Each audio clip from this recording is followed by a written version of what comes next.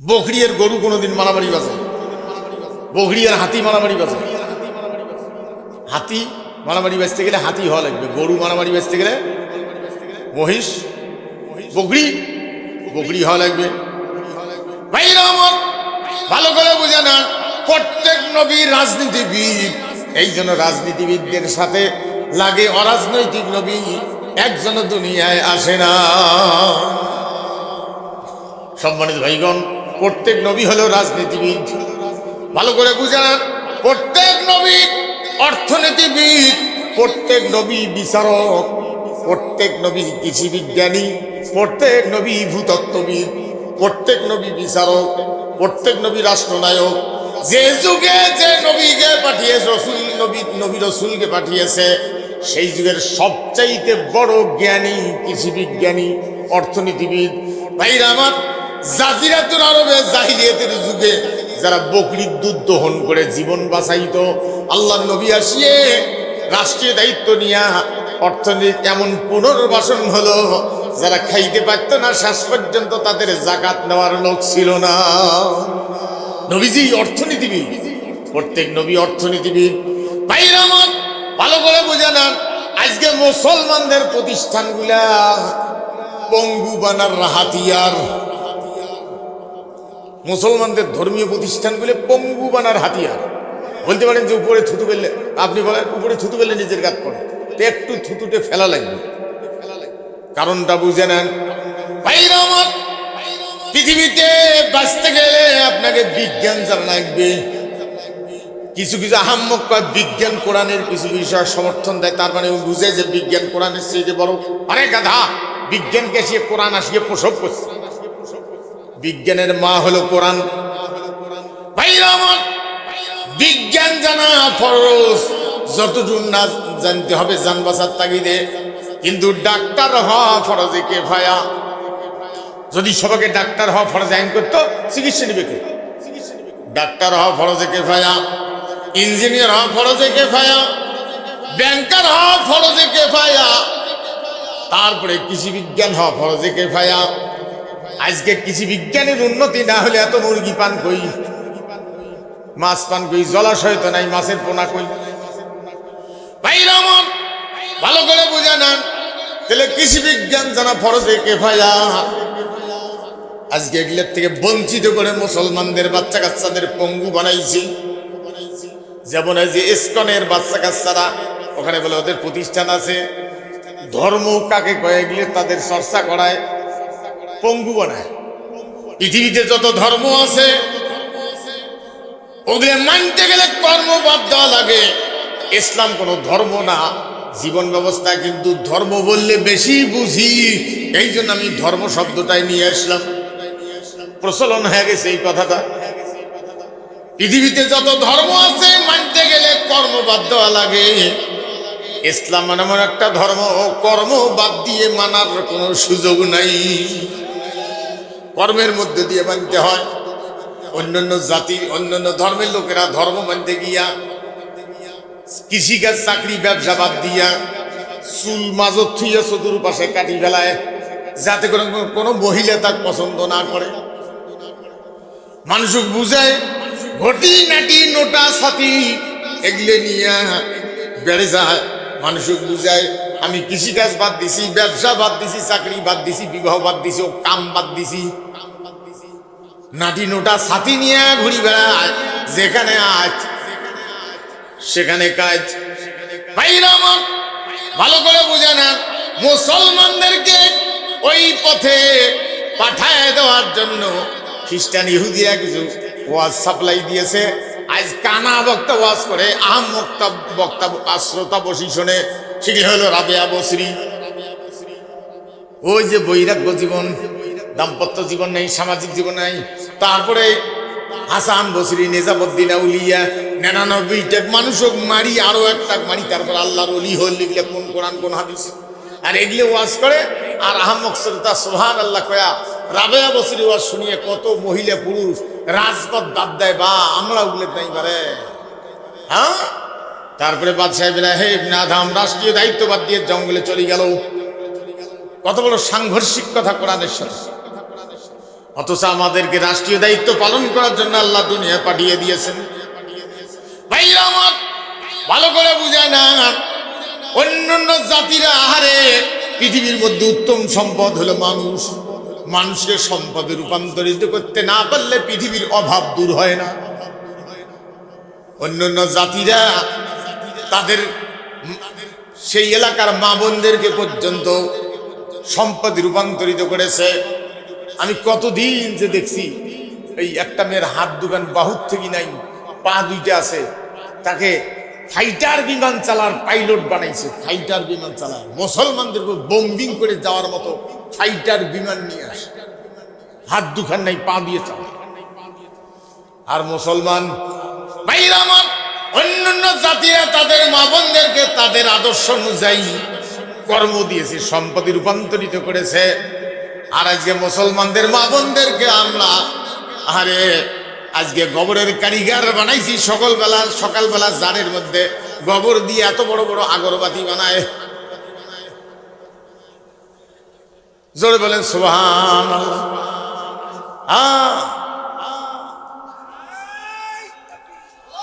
ভাইরা আমার, ভালো করে বুঝালাম। আরে অর্থনীতির ইসলাম কত বড় চাপ দিয়েছে। বলছে নামাজের আজান হলে আসো, নামাজ শেষ হলে বেরিয়ে যাও, আর মসজিদে থাকা যাবে না, যার যে কাজ মনোযোগের সাথে করো। ভাইরা আমার, ভালো করে বুঝে না, আমি কিছুদিন 2-3 বছর আগে এইরকম শীত বহুদূরে মাহফিলে গেছি। বগুড়ে আসি, ফজর পরে গাড়ি টানে, ড্রাইভার মাঝে মাঝে ঝাঁকনি দেয়। চিন্তা করলাম বিপদের কারণ, ও যদি বলি চা খাবো, চা খা, ও তখন সময় বাঁচার জন্য বলবো হুজুর সমস্যা নাই চলেন, আমার কথা মানবে না।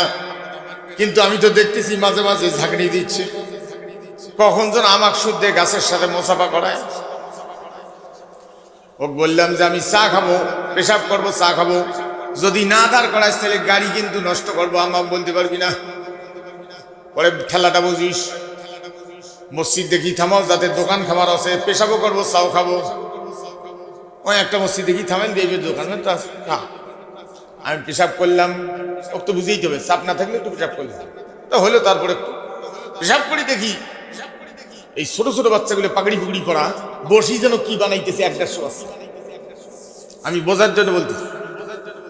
এখন ওখানে যা দেখি, কাছাকাছি যা দেখি, যাতে ওরা আমার টেন না পায়, মাটি গলায়া কাদো দিয়ে এই জারের মধ্যে কুলুপ বানাইতেছে। আমি মাটির দাঁড়িয়ে আছি, কি আছি, হায় রে 1-150 বস্তা গাছ। ডাক্তার, ইঞ্জিনিয়ার, ব্যারিস্টার, ব্যাংকার, কৃষি বিজ্ঞান এগুলো বঞ্চিত করে দিয়ে খালি নামাজ, রোজা, উজু গোসলের মাসলা এগুলো দিয়ে এদের পঙ্গু বানাচ্ছ। অথচ এদের এই বয়সের দায়িত্ব ছিল রক্তের গ্রুপ বের করা।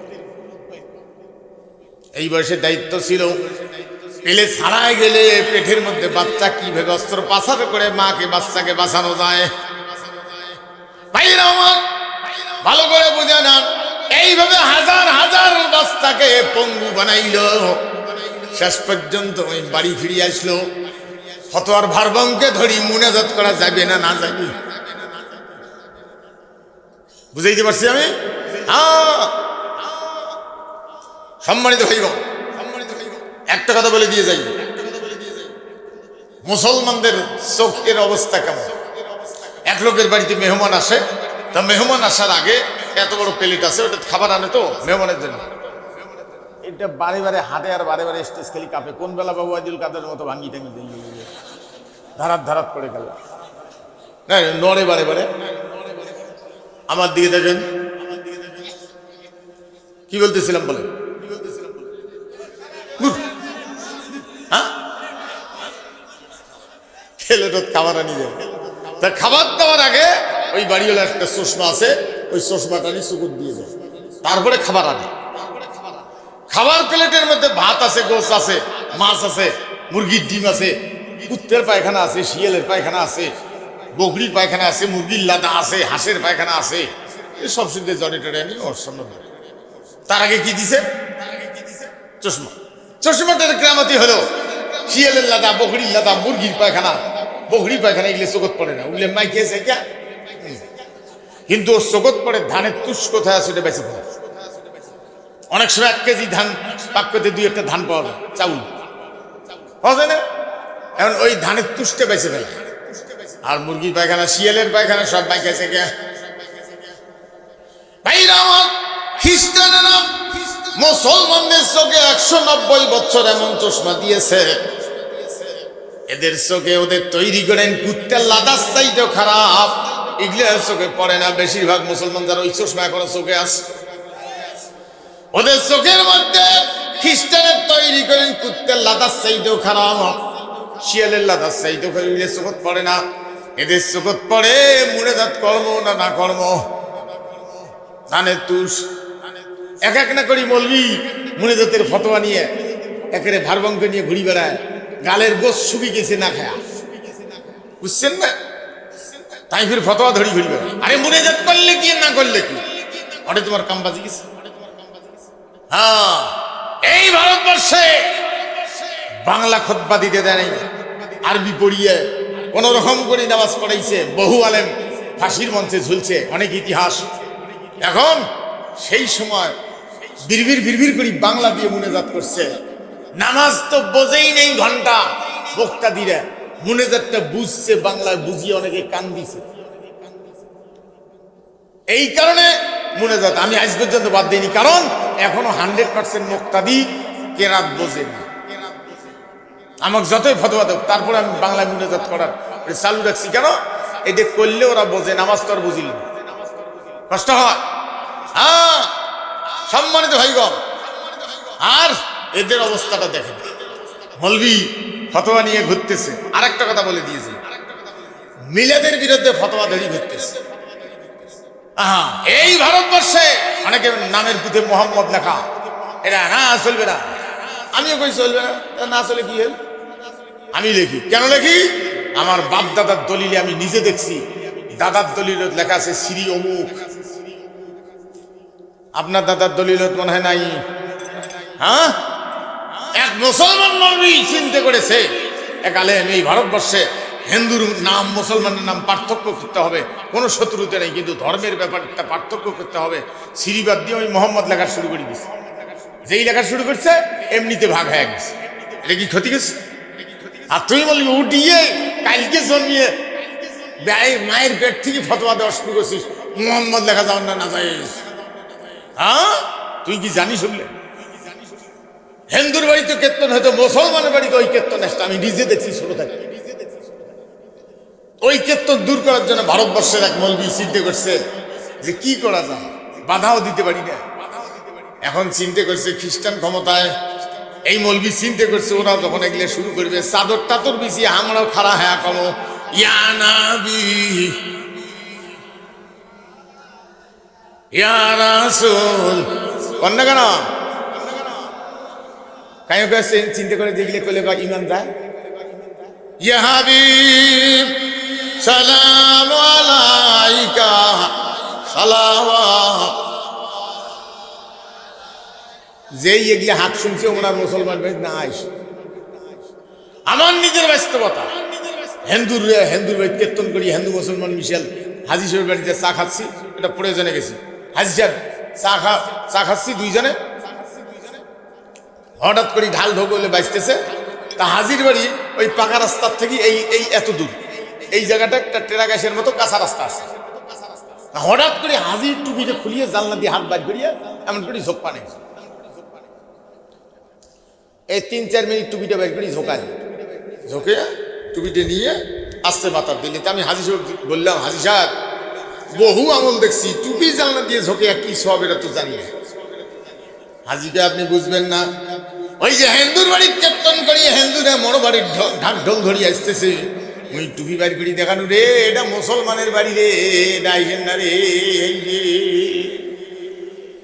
বুঝছেন না? তাই বলে নামাজের চাইতে গুরুত্ব দিবেন সেটা আমি বলি নাই।